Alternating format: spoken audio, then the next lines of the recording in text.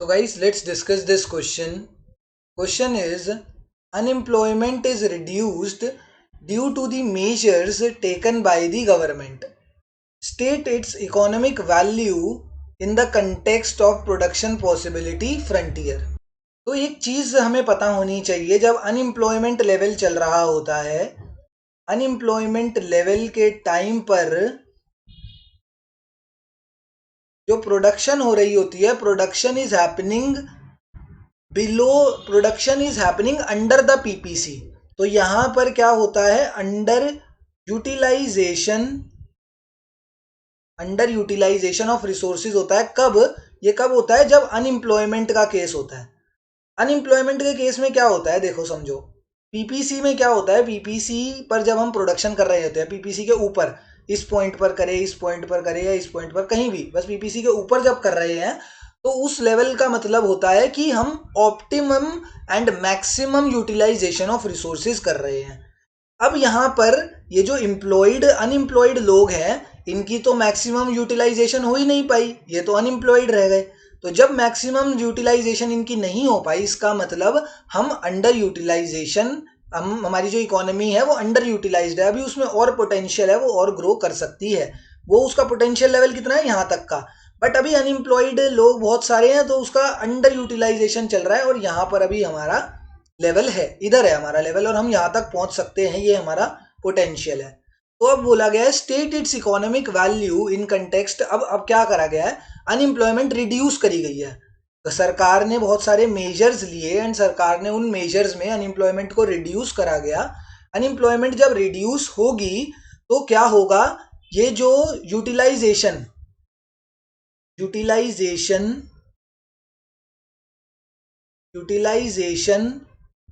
Of resources, कौन से resources हैं ये जो अनएम्प्लॉयमेंट की वजह से अफेक्ट हो रहे थे, मोस्टली ह्यूमन रिसोर्स है, क्योंकि ह्यूमन रिसोर्स का अंडर यूटिलाइजेशन हो रहा था। तो यूटिलाइजेशन ऑफ ह्यूमन रिसोर्स क्या हो जाएगा, इंक्रीज हो जाएगा। तो जब हम अंडर यूटिलाइज्ड लेवल पर हैं, हम धीरे धीरे पीपीसी की तरफ क्या करेंगे, मूव करना शुरू कर देंगे। तो what will be the economic effect on the PPC, तो economy will start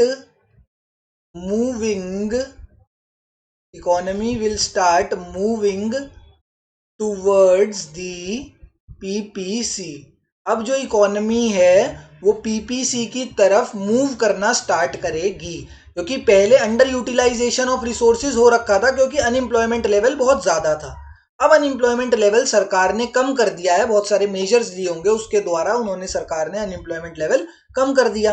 unemployment level जब कम हो गया तो क्या होगा, जो ह्यूमन रिसोर्सेज अंडर यूटिलाइज्ड पड़े थे, वो ह्यूमन